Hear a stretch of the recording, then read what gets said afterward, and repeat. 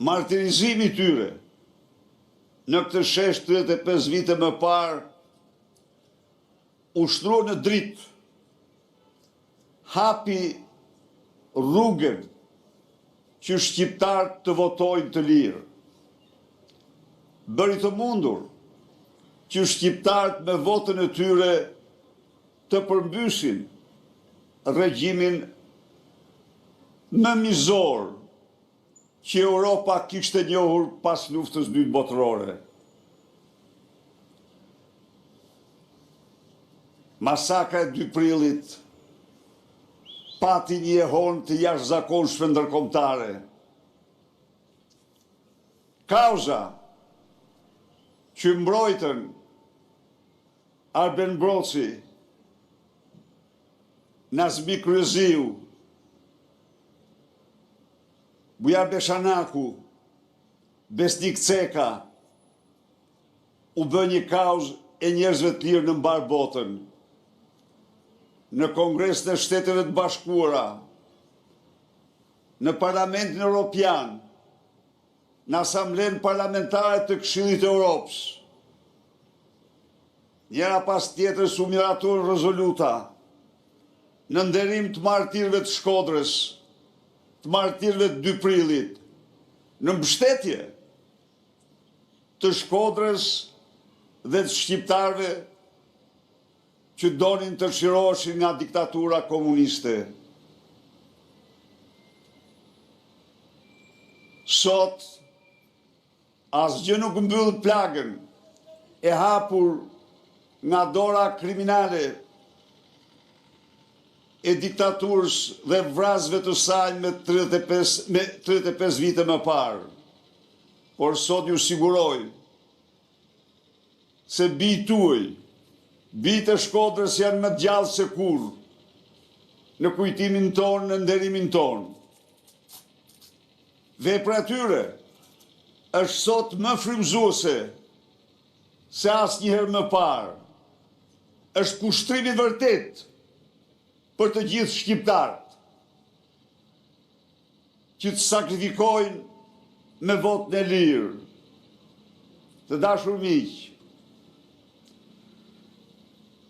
3 vite para se martirët e 2 prillit të flijoheshin në këtë shesh dhe mbi 87 qytetarë të Tiranë, të Shkodrës, të plagoseshin në një masakër të vërtet nga fallangat e krimit, Ramiz Alia dhe Kristaq Rama, skulptori kriminal komunist, firmosnin varjen në litar të një poeti, disident, dhe varjen në publik, si aktu rrejtje ndaj tij, sepse ai kishte shkruar vargje për Kosovën, sepse ai kishte shkruar vargje për liritë dhe të drejtat e qytetarëve, për dinjitetin e tyre, vargje për frymën e Helsinkut, që shpresonte se do frynte dhe në viset tona. Sot, pas 38 vitesh në pushtet, është bastardi i tij, është Edi Rama, i cili në shembullin më të zi të baballarëve të vet, ka përqendruar çdo pushtet në duart e tij. Përdor pushtetin për të pasuruar, përdor pushtetin për të legjitimuar vjedhjen, plaçkitjen e shqiptarëve, për të shtruar votën në një farsë të shëmtuar. Në këtë kuadër, kur më shumë se sot nuk është aktuale, nuk është më aktuale, më frymëzuese sakrificë e martirëve të 2 prillit, martirëve të votës së lirë. Ndaj dhe ne jemi të betur, Partia Demokratike është e betur, se misioni saj kryesor është rikthimi votës lirë tek shqiptarët. Kam besim të madh se Shkodra do përmbush këtë mision më mirë, me vendosmëri se çdo qytet tjetër i këtij vendi. Të dashur miq,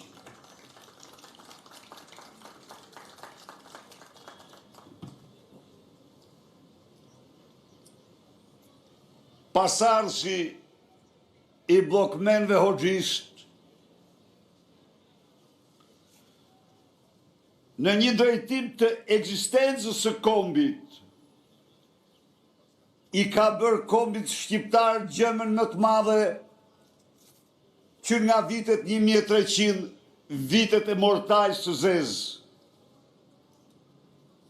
As një pushtues, as një regjim nuk ka zbatuar në mënyrë më tegër doktrinë e Çubriloviçit, e cila sot është tejkaluar disa herë nga Aramoviçi dhe meriton të quhet doktrina e Aramoviçit e Argatit të Beogradit.